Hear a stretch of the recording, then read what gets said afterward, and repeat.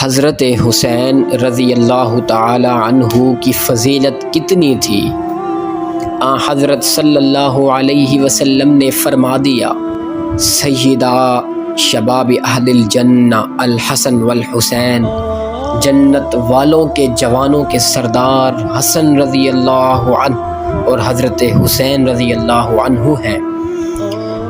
ایک اور حدیث پاک کے اندر آتا ہے کہ حسن مجھ سے ہے، میں حسین سے ہوں، جو حسین سے محبت کرے اللہ اس سے محبت کرے، حسین میری اولاد کی اولاد ہے۔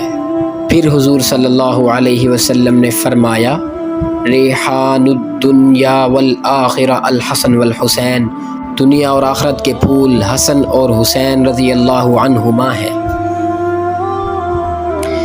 حضرت حسین رضی اللہ عنہ عہد خلفائے ثلاثہ میں کیا تھے؟ حضرت ابوبکر صدیق رضی اللہ عنہ حضرت حسین کی بے حد عزت کرتے تھے۔ حضرت حسین رضی اللہ تعالی عنہ بچپن میں جب پہلی مرتبہ حضرت صدیق کے سامنے لائے گئے تو آپ نے فرمایا کہ بیٹا علی کا ہے، مشابہ نبی کے ہے۔ حضرت ابوبکر صدیق جب خلیفہ بنے تو حرا کی فتح کے بعد خالد بن ولید کے ہاتھوں جو فتح ہوا تھا، مال غنیمت میں سے ایک نہایت بیش قیمت چادر حضرت حسین کو ہدیے میں بھیجی تو آپ نے اسے بخوشی قبول فرمایا۔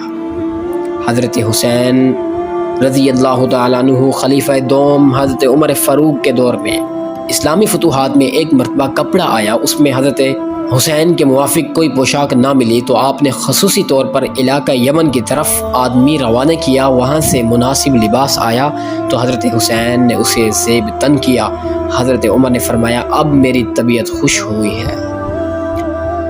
حضرت حسین خلیفہ سوم حضرت عثمان ذو النورین کے دور میں خاندان بنی ہاشم کے حضرت عثمان کے ساتھ متعدد رشتے ہوئے۔ طبقات ابن سعد میں ہے کہ حضرت حسین کی صاحبزادی فاطمہ کا نکاح سیدنا عثمان بن عفان کے پوتے عبداللہ بن عمر بن عثمان کے ساتھ ہوا۔